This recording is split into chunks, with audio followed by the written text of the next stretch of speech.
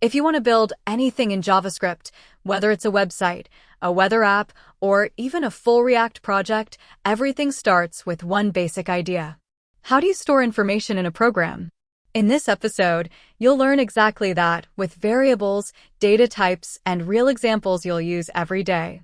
And trust me, if you understand today's concepts clearly, JavaScript becomes 10 times easier.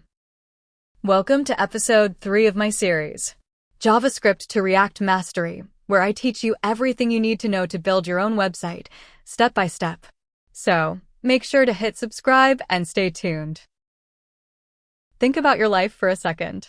Your name, your age, your Instagram followers, your bank balance. These are all pieces of information stored somewhere. JavaScript works the same way. To build anything meaningful, it needs to store and remember information, and it does that using variables. A variable is simply a container that stores a value. Think of it as a box with a label on it.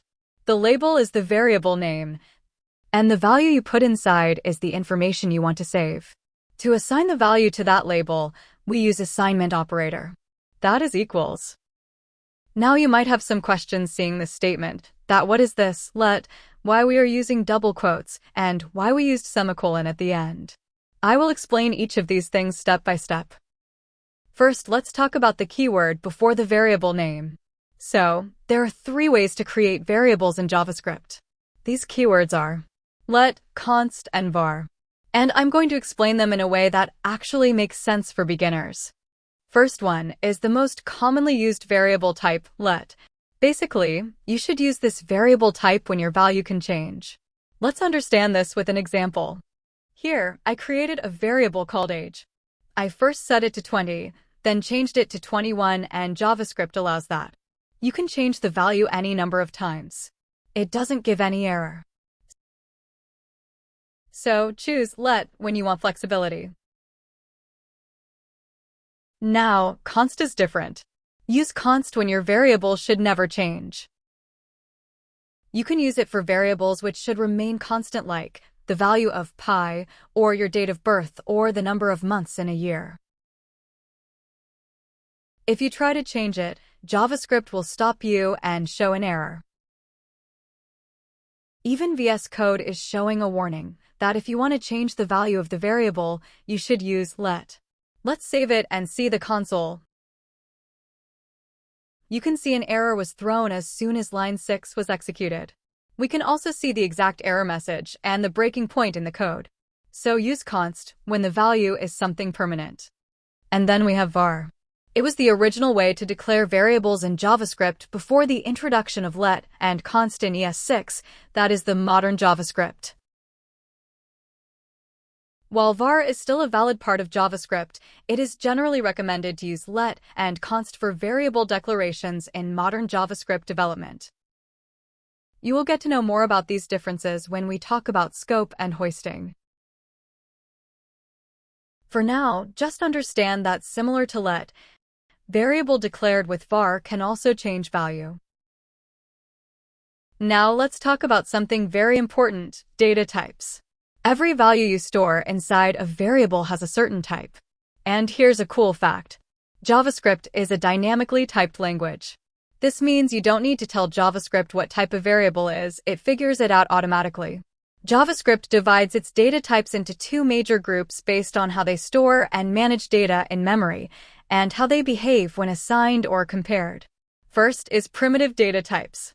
These directly store the actual value in the variable's memory location. Also, primitive values are immutable.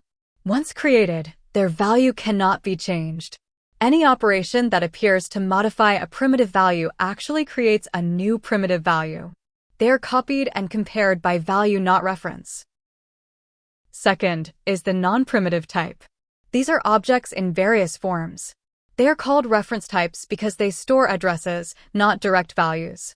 Non-primitive values are mutable. Their properties or elements can be changed after creation. And since they hold references, they are copied and compared by reference, not value. Now that we know how they behave, let's see how many primitive and non-primitive data types are there.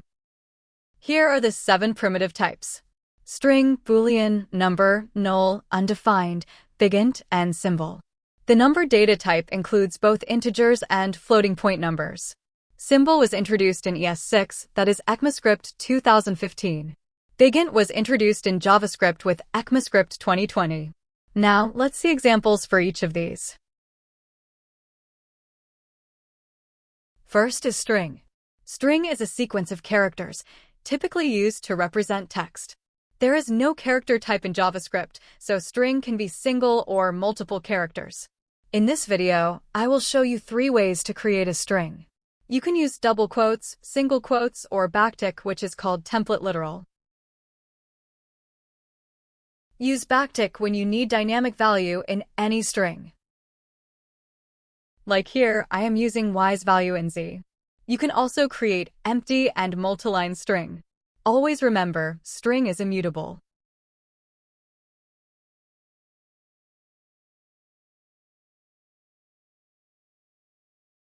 Next is boolean. To represent logical values, JavaScript uses the boolean data type. It has 2 possible values, true or false.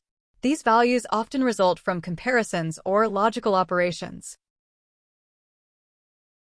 Additionally, the boolean function can convert other types of values into boolean, determining their truthy or falsy nature like this.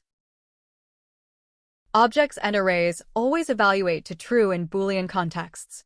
Certain values, like 0, null, undefined, and empty strings, are falsy. There are multiple scenarios on which you can test this boolean function, but for now this is enough for beginners. In JavaScript, number represents both integers and floating point number. Like some other languages, you do not need to add any character or keyword like int, float, etc. next to it for decimal values. JavaScript numbers are stored as double precision 64-bit binary format. Null and undefined are 2 distinct primitive values. Both signify the absence of a value, but in different contexts. Undefined signifies that variable hasn't been defined yet, while null is explicitly assigned by the developer. Here, we are giving x a null value explicitly. For y, we just didn't do the initialization. So, by default, JavaScript mark it as undefined and prints same on the console. Undefined values can also be seen if we miss to pass parameter values to the function. If this is your first programming language, you might not understand this function statement, but don't worry, I will explain it in the coming videos. For now, just understand that undefined value is given by JavaScript when it couldn't find any value given by developer, and null is given by developer explicitly. There is a limitation with number data type. In JavaScript, normal numbers can only go up to a certain limit, around 15 to 16 digits. If you try to store anything bigger, JavaScript loses accuracy. In order to fix this, a new data type was introduced with ECMAScript 2020, that is BigInt. BigInt is a special data type that lets you safely store and work with very large integers. This is the max allowed for the number data type. If you try to increase the value, JavaScript will show a message that it might lose precision at runtime.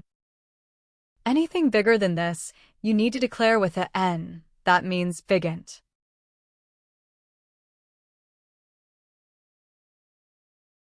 BigInt cannot be mixed with normal numbers. You must convert them to the same type before doing math. A symbol is a data type introduced in ES6. It is used to create values that are completely unique, even if they have the same description. Symbols are mostly used behind the scenes in libraries or frameworks for things like creating unique object keys. Symbols are never equal to anything, not even another symbol with the same name. They are guaranteed to be unique.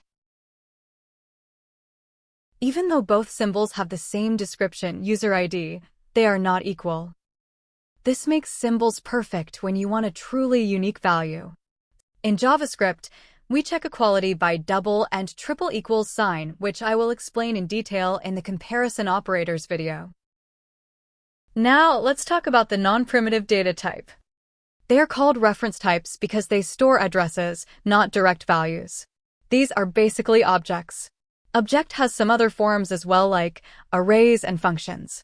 We will understand each of these with examples.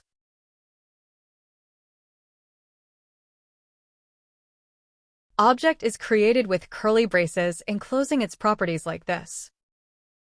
Object stored data in key-value pairs, where keys are typically strings or symbols, and values can be any data type, primitive or non-primitive. There are some rules about creating objects property with or without double quotes. I have covered that in a short video. Go check that out. Here, the employee object has two properties, name and age. Objects in JavaScript are mutable, meaning their properties can be added, modified, and deleted after creation. Now, you might be wondering, how can we modify this object if it is created with const? The explanation lies in the fundamental principle of objects. Non-primitive data type store reference, not the actual value. In this case, this reference points to a specific memory location where the actual object is present. This reference itself cannot be changed, but the content can be. So, if you go and assign employee to an empty or new object, it will not be allowed. But you can change its properties value and add or delete any property.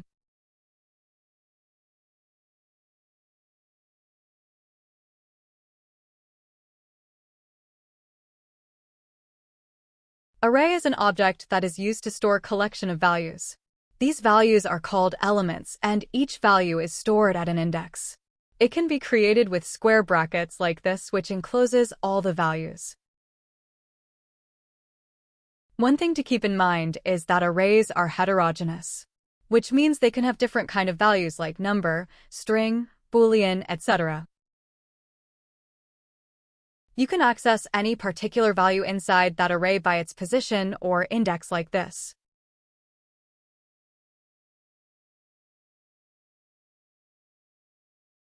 Index value starts from 0 and goes up to the length -1.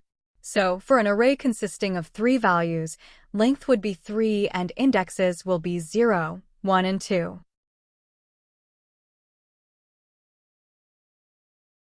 Also, its length is not fixed. You can change it by adding or removing elements from it. Here, we are changing the first element from apple to cherry.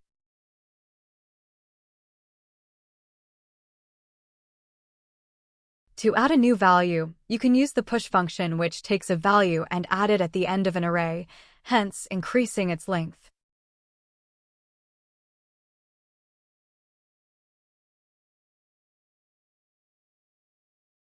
Now let's talk about one of the most important non-primitive data types in JavaScript.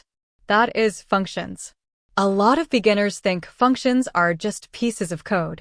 But they're actually special values that JavaScript can store inside variables, pass around, and reuse anywhere in your program. That is why they are called first-class citizens in JavaScript. Now, let's understand some key aspects of function. They are created using a function keyword or an arrow syntax. The input value that is passed inside is called parameter. It can take multiple values separated by comma. They can also return a value using the return keyword. This is the function declaration. We can also assign function to a variable like this.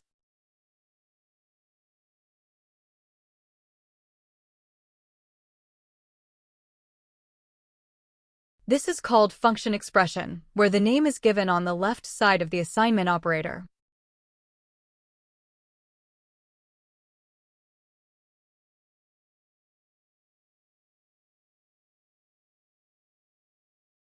Arrow function was introduced in ES6, which gave a concise syntax for writing function expressions.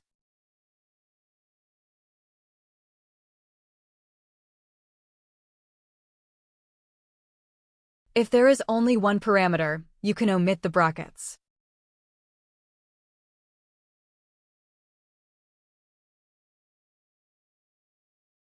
To invoke the declared function, you need to write its name, followed by parenthesis enclosing its parameters. In this case, you are returning something, right? So, you can store it in a variable. This means, first this function will be saved in memory, then when you invoke or call it, the code inside that function will be executed. At last, it will return a value, which will then be stored in this result variable. Alright, before we wrap up this lesson, there's one small thing I want to quickly mention: semicolons. A lot of beginners get confused about whether they should use semicolons in JavaScript or not. The truth is, JavaScript automatically inserts semicolons for you in most cases. But to keep your code clean and consistent, especially when you move to React, I recommend always adding semicolons at the end of statements. Let's quickly recap. So, in this lesson, you learned a lot about variables, data types, functions. If you understood today's concepts, you've mastered one of the biggest foundations of JavaScript. Here's your challenge. Create a function called createProfile. This function should take an object that represents a user. That object should contain a name, an age, a list of hobbies, and a boolean that tells whether the user is a student. Then, inside your function, use all those values to build a nice, formatted message like a mini profile. Finally, return the message and log it to the console. I have added a starter template in the description. If you need, you can check that out. This task is perfect because it brings together everything you learned: variables, objects, arrays, booleans, and functions. And this is the kind of structure you'll use all the time when building real applications and React components. In the next episode, we'll learn about operators in JavaScript, arithmetic, comparison, and logical operators. These are what make your code actually do things like comparisons, calculations, and conditions. So, make sure you're subscribed, and I'll see you in episode 4. Thanks for watching and keep learning.